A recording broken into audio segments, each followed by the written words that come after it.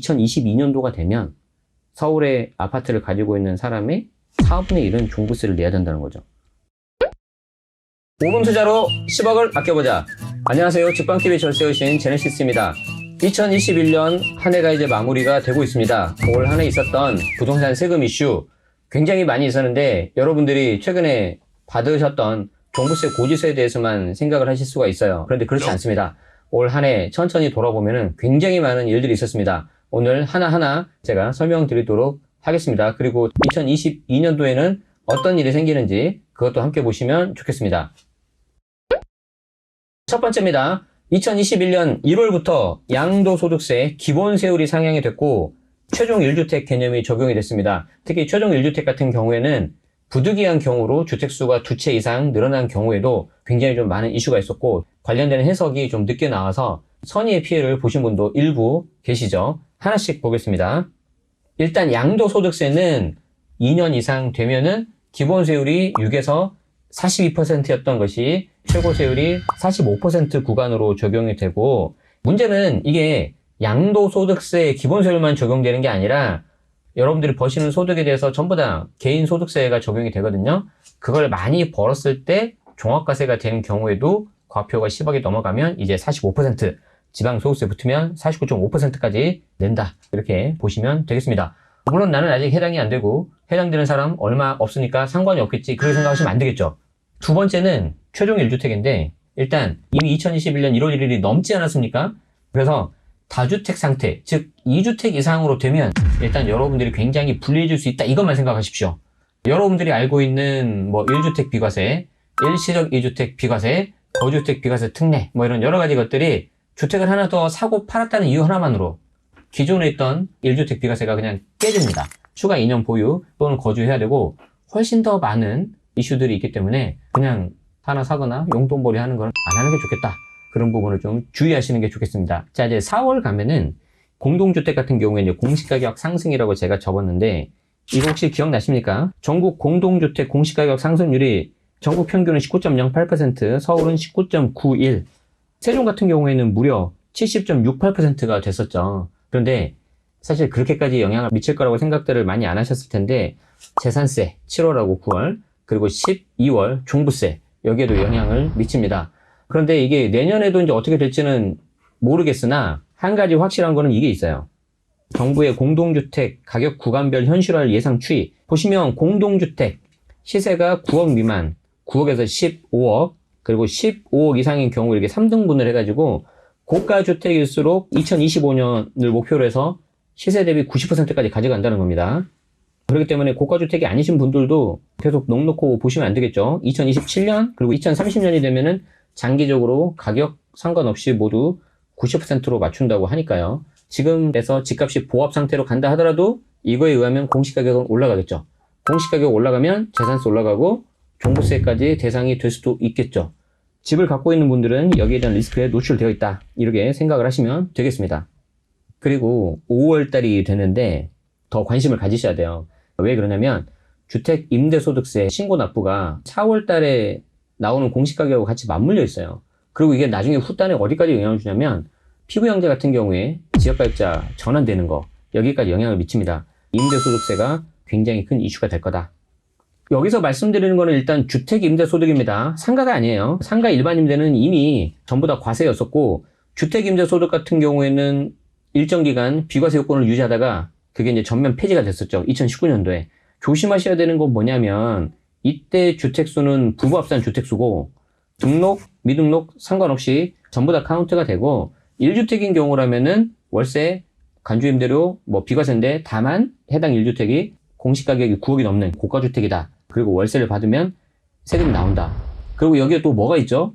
등록한 임대주택이라면은 과태료와 함께 공적 의무사항이 있습니다. 그런데 등록 안 하신 분들은 뭘 고려해야 되냐면은 임대차 3법까지 알아야 돼요. 계약갱신 청구권, 전월세 상한제, 전월세 신고제까지 아셔야 되는 거죠. 그래서 두 개를 좀 구분해서 알아두셔야 된다. 2021년 6월 달에 꼭 한번 짚고 넘어가야 되는 게 뭐냐면 바로 양도소득세 2년 미만 단기세율이 대폭 강화가 됐습니다. 그리고 6번 양도세 중과세율 강화가 있는데 간혹가다가 이 양도세 중과세율을 이제서야 양도세가 시행된다고 잘못하신 분들이 계세요. 그렇지 않습니다. 이미 양도세 중과는 시행돼 있었고 여기서 10%포인트가 더 가산이 된 거예요. 2년 미만 단기세율 강화는 주택과 조합원 입주권 그리고 주택 분양권입니다.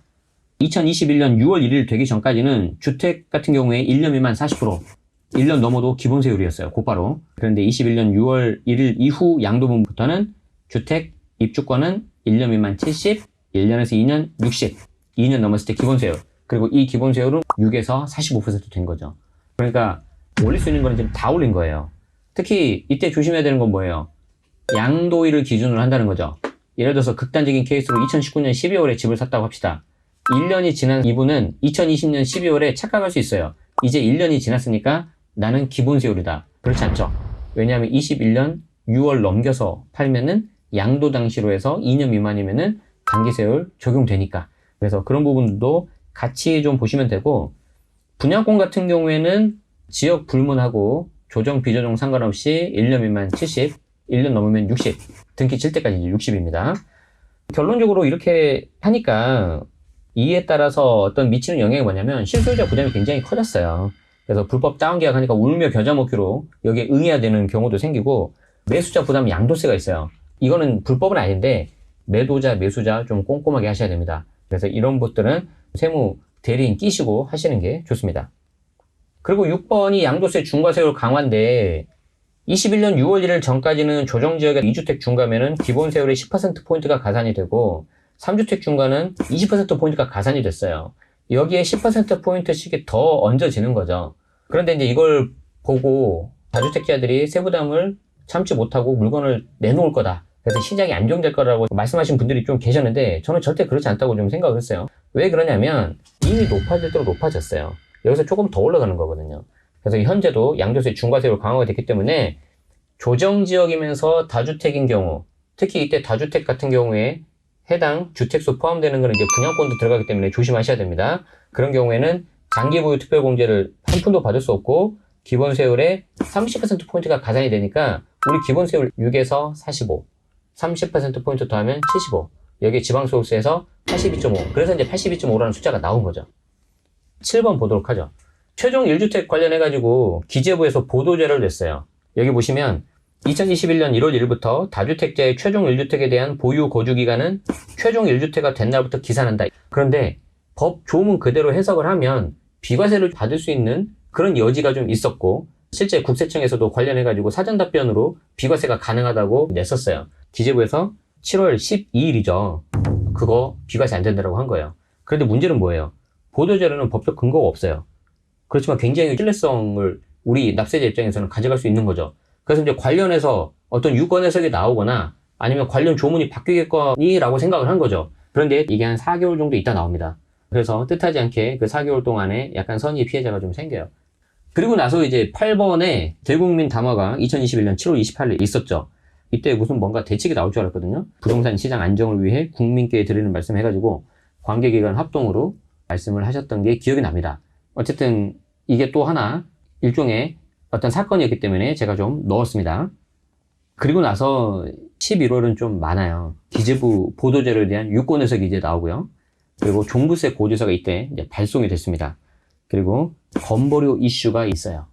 기재부 유권 해석은 최종 1주택 관련해서 해석을 낸 건데, 이 기재부 유권 해석 보면은 세부 집행 지침이 있는데 중요한 건 뭐냐면 21년 1월 1일 상태에서 주택을 내가 추가로 구매하고 매도를 해가지고 인위적으로 일시적 1주택 비과세를 만들었다. 이 경우에는 비과세가 추가 2년 보유 또는 거주를 해야 된다는 겁니다. 일단 이 정도 핵심 메시지만 알고, 종부세 고지서는 12월 달에 납부를 하는 건데 당초 76만 명 정도로 예상을 했는데 무려 94만 7천 명이 이렇게 나왔어요. 작년 대비 42%가 급증을 했고 납부액은 5.7조 정도가 된다고 합니다. 그리고 22년 서울 4채 중에 한 채는 시가 16억 정도가 돼서 공시가격 현실화율 로드맵 있죠. 그거 해보면은 대략 11억, 12억 여기에 해당이 될 것 같아요.